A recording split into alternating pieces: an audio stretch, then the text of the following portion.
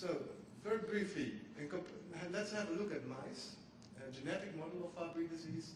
And basically the same thing happens in the mice as we have seen in men. So again, in the males, it's massively increased. In the case of mice, we can also have homozygous, so completely deficient Fabry mice. So they look like male mice, and these are the carriers in the mice, so comparable to the human female patients. And you see it's elevated because the normal is below 10. It's elevated, but certainly not as high as it is in the males. And again, it's high from birth in the males, and it is not increasing much further, whereas in the females, it's low at birth and it increases with age. The big surprise was the following to us. Because with mice, you can have easily access to tissues. And to our big surprise, we had expected to find a lot of this lipid as well as CTH in the kidney. But actually, there's quite a lot in the intestine. And we had not realized that before we started the study. So a lot of the CTH, as well as a lot of this lysolipid, is present in the intestine, and also quite high amounts in the liver. So from the mice, we can basically conclude exactly the same as from the humans, that it is higher in the males than in the female carriers, and concentrations in the liver and in the intestine, the duodenum, it's another word for the intestine, part of the intestine, is very high. So is this a biochemical thing, or has it really a meaning? So has this some effect that this lipid is present in high levels in the blood of Fabry patients? And we cannot prove that yet at the moment, but we can investigate things in the laboratory. So what we did is, we took smooth muscle cells, so the cells of the outer layer of the vessel, and we incubated them with concentrations of this lipid as they occur, so levels as they occur in the blood of Fabry males. And we could demonstrate that this lipid causes these cells to grow. So, which coincides with the fact that a smooth muscle layer is thicker in Fabry males. That's due to increased growth of the smooth muscle cells.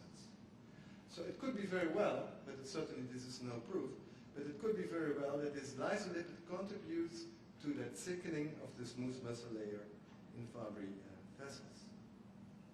So obviously it will be of interest to measure now in a large group of Fabry patients the thickness of the vessel wall and to compare that with the plasma lyso-CTH levels in these individuals and see if there is a relationship. So, and if indeed a high level of this lipid is a risk factor for that vessel wall remodeling. So I just have 2 slides at the end to tell you what we are doing at the moment and what our ideas are. And that is, we are looking further into mice. We are exposing mice to this compound and look what happens. So our present working hypothesis, and some parts we have already good evidence for, and some are entirely speculative still. So what we know is that the storage lipid CTH somehow is converted into this lyso-CTH. The enzyme that is involved, that's why it's a dotted line, we still have not identified. But we know that this occurs. This structure is no longer a classical lipid. It can leave cells and it can enter neighboring cells. It can spread.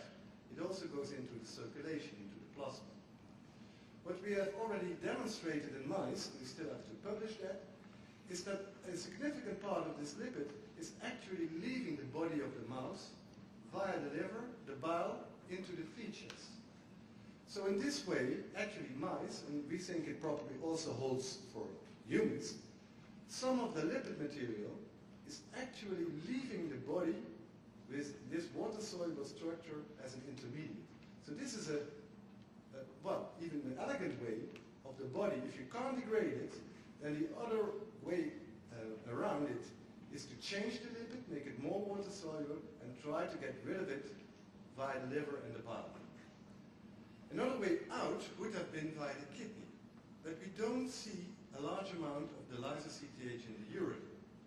And we think that it is able to reach the kidney, but that inside the kidney it's reconverted again to the lipids, so the reaction goes to the other side again. And maybe that explains also why there is such a CTH deposition in the tubular part of the kidney.